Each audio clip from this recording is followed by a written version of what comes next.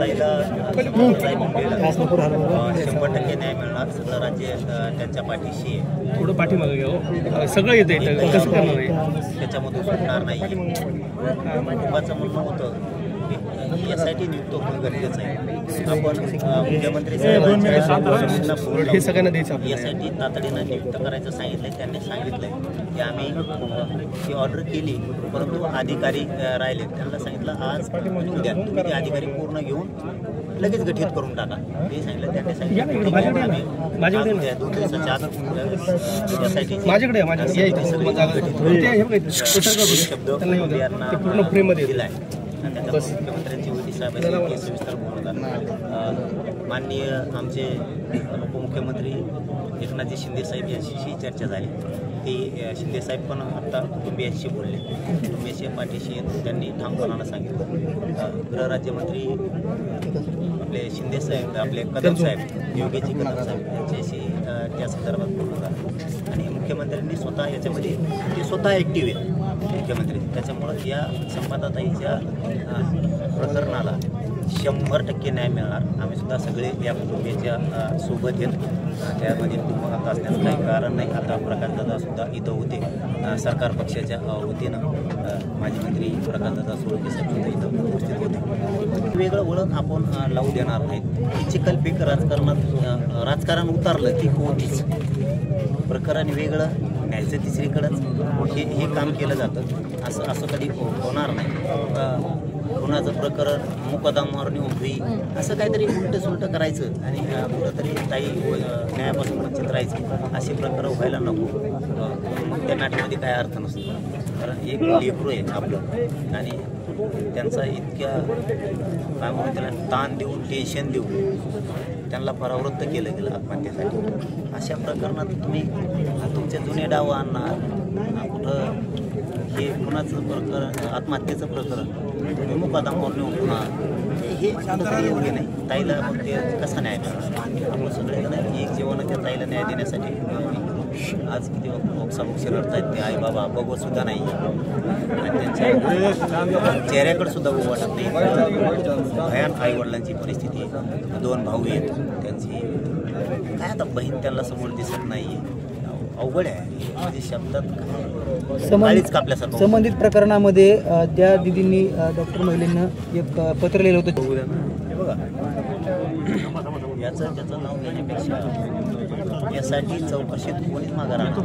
कोणी पण असतो पक्षपातीपणा होणार. मुख्यमंत्री साहेबांच्या भूमिकेनं आत्ताच आम्ही त्यांच्याशी बोललो. त्याच्यात मुख्यमंत्री फडणवीस साहेबांनी स्वतः लक्ष घातलंय. असं मुख्यमंत्री आपल्या भूमिके साहेबांनी पण सांगितले. फडणवीस साहेब सुद्धा बोलणार होते. ते बिहारला कुठं गेल्यामुळं ते काहीतरी कार्यक्रम आहे त्यामुळे कुटुंबाशी नाही बोलू शकले. आज उद्या 100% ते कुटुंबाला बोलणार आहेत. त्यामुळं एकदा यासाठी गठीत झाली दूध का दूध पाणी का पाणी सगळ्यांचं होणार. एखाद्या दिवस आपण जे नाव घेतो तिसरे सुद्धा लय मोठे असू शकते. तुमची भूमिका काय असू शकते. मी कुटुंबाच्या पाठीशी पण हे जरा यांची चिखलफेकाचं संपत आहे. हे राजकारणी मसाला याच्यात असला ना मग आपल्याला काही सुचत नाही. त्यामुळे त्या कुटुंबियांना आपण खरं बोललो. मला राजकारणाच्या लफड्यात ना पडलं ना मला काही सुचत नाही. काही राजकारणी नुसते चिखलफेकी देते एकामेकावर घेणं द्या. ते मेन मॅटर ताईला न्याय मिळायचं ते माझं राहतं. त्याचं संपल्यावर मग मी शब्द दिला ताईला न्याय मिळूस तर मी मागं हटणार नाही. डॉक्टरांच्या जातीवरून आडनावावरून आणि हा देखील याच्यामध्ये खुलासा आला. माझं म्हणणं आहे आमच्या ताईला न्याय मिळाला पाहिजे. सगळे आरोपी अटक झाले पाहिजे. यासाठी नियुक्त झालीच पाहिजे. त्याच्यातून आमच्या ताईला न्याय मिळणार आहे. त्यांनी सांगितलेले 4 कामं मी पूर्ण करून देणार. जसं महादेव भैया मुंडेंच्या प्रकरणामध्ये मला 3 कामं सांगितली होती मी ते करून दिले. असे त्यांनी मला 4 कामं सांगितले मी 4ही पण ते करून देणार. दादा यांची प्रमुख मागणी अशी आहे की जे काही न्यायाधीश हे असतील अध्यक्ष त्यांच्या माध्यमातून संपूर्ण चौकशी झाली पाहिजे. गठीत झालेली नाही आहे सगळ्यात महत्त्वाचं. मी आत्ताच बोललोय. त्यांनी फक्त ती घोषणा म्हणूयात आपण त्याला की आम्ही यासाठी नियम फक्त. तर आत्ता मी बोलल्यानंतर मी स्टेटस विचारलं SITचं त्या प्रकरणाच्या संदर्भातलं काय आहे. तर महिला IPS अधिकारी देण्याच्या ते तयारीत आहेत. त्यांनी सांगितलं की आता म्हणणंच असेल तर आम्ही लगेच गठीत पण करतो असंही होतं, परंतु कुटुंबाचे काही त्यांच्याशी चर्चा होणं गरजेचं होतं, म्हणून आता उद्याच्या दिवस तरी ती होत नाही. ती कुटुंबाशी चर्चा झाल्याच्या नंतर सगळं क्लिअर होईल, म्हणजे सरकारचं आणि कुटुंबाचं झाल्याच्या नंतर क्लिअर होईल.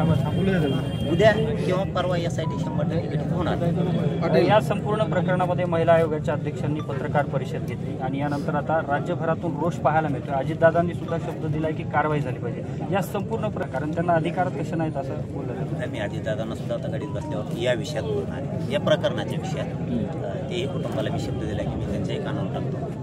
इथून पुढं तेही सतर्क राहतील. असं वाचकून पुढं बोलायचं मंत्र्यांनी किंवा त्यांच्या संबंधित पदाधिकाऱ्यांनी याच्यावरती लक्ष ठेवतील असं मी त्यांना गाडीत सांगणार आहे. 100% ते इथून पुढं तरी अजितदादा 100% त्यांच्या मंत्र्यावरती आयोगाच्या अध्यक्षांवरती अंकुश ठेवतील, हे मात्र 100% होईल. आणि मग आपण काय आलं जो शिवविच्छेदन दादा राज्य आरोग्य विभाग हा बघ भाई, मी एक सांगतो, मला लय बोलायची सवय, मी धोरणाला जाणतो यांना सगळ्या, पण यांचं लपडं संपून द्या एकदा या राजकारणाचं. हे नुसते चिकलपिकी देत. ताईचा न्याय घेणं हे डोळ्यासमोर ठेवलं पाहिजे प्रत्येक राजकारणाने. याच्या आडून मुकादम सोडून आण, हे करून आण, हे मला नाही आवडत. ताई आधी ते नंतर करा ना, मी नाही म्हणत नाही, तुम्ही मुकादम सोडून आणा, आम्हाला काय करायचं करा, पण ते नंतर.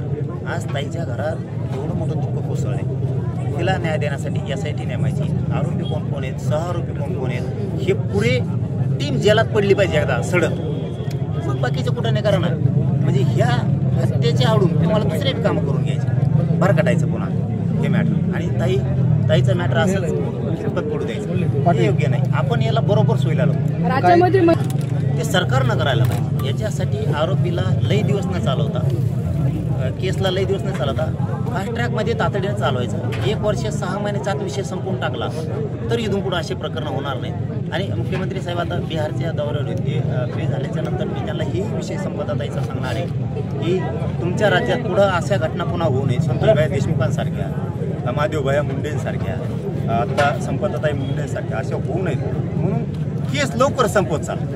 आरोपी धरायचे, SIT नियुक्त करायचे, तपास ताबडतोब करायचा, चार्जशीट ताबडतोब दाखल करायचं, फास्ट ट्रॅक कोर्टात चालू विषय, आरोपी डायरेक्ट फाशीवरती चढवायचे, म्हणजे मॅटर होणार नाही तिथून पुढे. कारण ह्या मॅटरची मागणी आपण ती पण केली त्यांच्याकडं, शिंदे साहेबांकडं सांगितलं होता, एकनाथ शिंदे साहेबांना, आणि मुख्यमंत्री साहेबांना सांगितलं फास्ट ट्रॅक कोर्टात चालू. कुटुंबाने ही देखील मागणी केलेली आहे की आता त्यांना आता सामंजस्याने संवादातून होईल सरकारच्या आणि कुटुंबाच्या.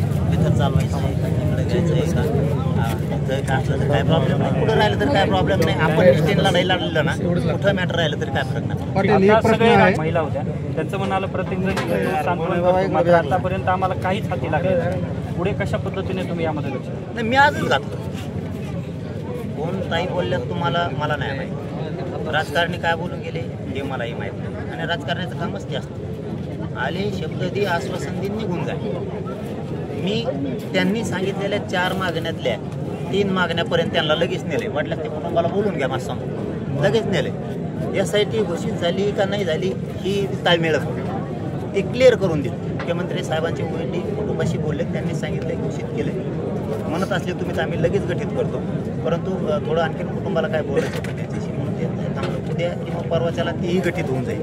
महिला IPS अधिकारी त्याच्यात येतील, कुटुंबाचं काय काय म्हणणं आहे यासाठी ते पण ऐकून घेतलं जाईल. हे म्हणणं होतं त्यांचं, तेही क्लिअर केलं. शिंदे साहेबांचं त्यांचंही बोलणं करून दिलं. ते सरकारी नोकरीमध्ये त्यांच्यातला एक मुलगा, त्यांच्या कुटुंबातला आधार गरजेचा, एकदम गरीब कुटुंब आहे ते. त्यांचे जे सांगितले होते, मी आता सगळेच मीडिया समोर बांधवासमोर नाही सांगत, त्यांचे जे 4 विषय माझ्याकडे होते त्यातले जवळपास 3 संपवले. म्हणजे काय, इथं येऊन बोलताई यांना म्हणत होते की येते शब्द देतात, मी राजकारणी नाही, मी लगेच इथंच रिझल्ट, अर्धा तर रिझल्ट त्यांना इथंच दिला. सातारा ज्यांनी लाठीचार्ज अंतरवाली म्हणून त्यांच्या पोलीस अधिकाऱ्यांना वाचवण्याचं त्यांना खेटायला पडला आहे, त्यामुळे ते मॅटर मला ह्या मॅटरशी नाही.